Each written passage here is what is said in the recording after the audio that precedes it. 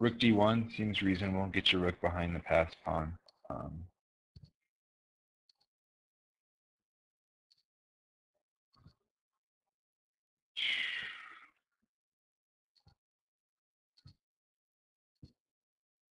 All right, so queen c2.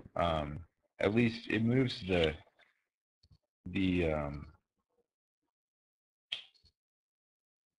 queen off of the the d1 square if you want to replace it with a rook. It also threatens bishop takes. For example, let's just play any move. Clearly a6 wouldn't be good, but after take, the bishop hangs here. With that said, he might be able to play something like queen a4 here instead. Then you're hitting a7 and also threatening bishop takes knight. So if black were interested, he would, or if white were interested, he could take that pawn. Although, there are complications. Actually, I think this pawn is poisoned, so probably not. All right, well, queen c2, the only thing is it does give,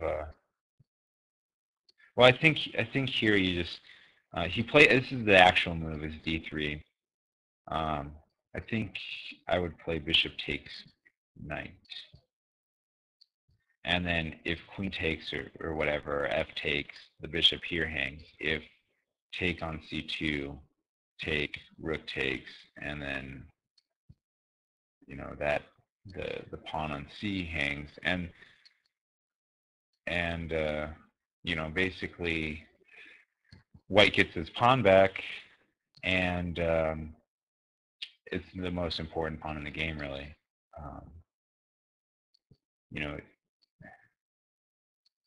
So then, even if that, then b3. So maybe you could play bishop d3, take, and then exchange here. Probably seems the most reasonable. And then you get into which should be a drawish end game, but you never know. He'd win the that pawn even. Although black's going to be able to get his rooks on the second rank as well. So back to the game. I think definitely bishop takes knight here is just winning, or it gets the advantage back. I would say that in the end it's not winning, but it's leads to a position that is somewhat drawish, but I'd say white has the advantage in those lines. Clearly, I'm just doing a real quick analysis, so I'm going to miss things, and feel free to leave comments on the post below if there's something that I grossly missed or that you want to add about the game. It is highly encouraged, but all right, so he just takes on c4. And now white's still at a disadvantage. This brings an interesting tactical point that I've always been told and believe in, is that maybe this is the best he saw was here, but whenever you see something like this, try to change the move order up so that you can see something else. Because clearly he saw the pattern, he saw the motif here. But if he looks at bishop takes knight first, then he'll see that it just comes out a lot better. So yep, change the move order, and it'll do wonders a lot of times. All right, knight takes.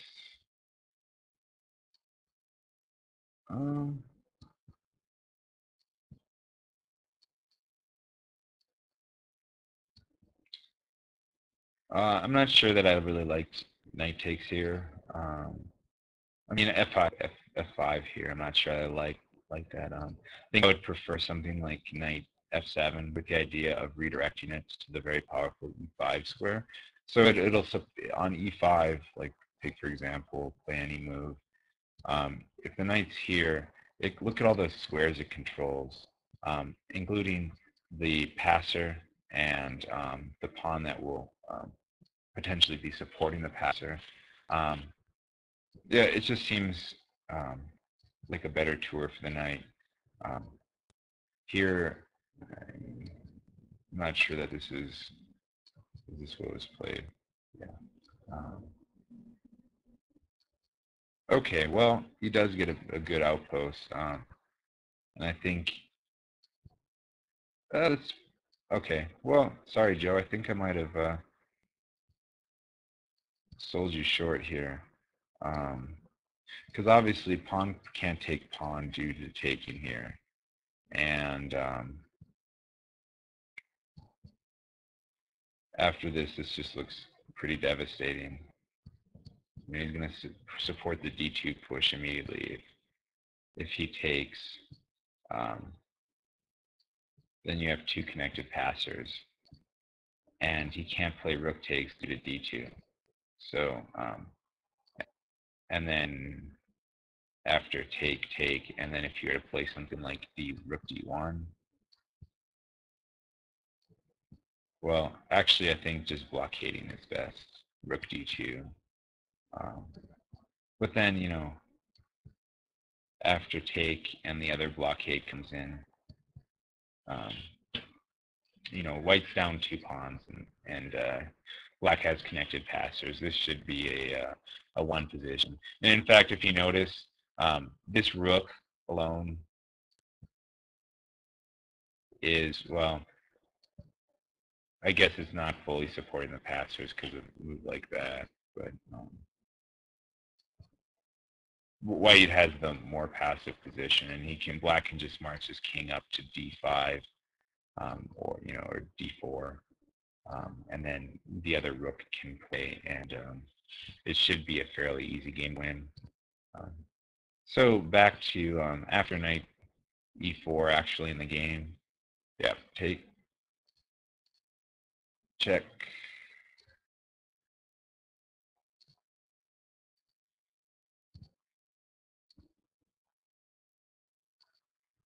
So I would have preferred probably pawn takes there.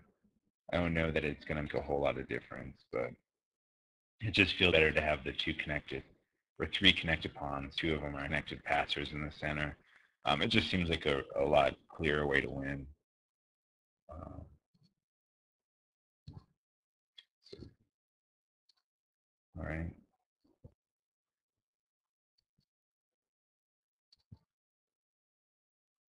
Seems reasonable. Makes the blockade. Oh, that's disastrous. Yeah, that blunder makes things really easy for black. Black should win this anyway. But c3, rook takes d3, c2, and this is just one. And black, or excuse me, white resigns. I marked it wrong. I said black resigns, but white resigned here. If for example rook c3, then just check king up and queen, right? So, and he can't take the rook, and if here then. So, yeah, Joe that was a pretty solid game. I think there's some positional errors, such as g6. Clearly, he sort of c4 was a mistake, and I mean, this should have clearly been advantage white if played correctly, but so let's tally it up. New Mexico 1, Colorado 0.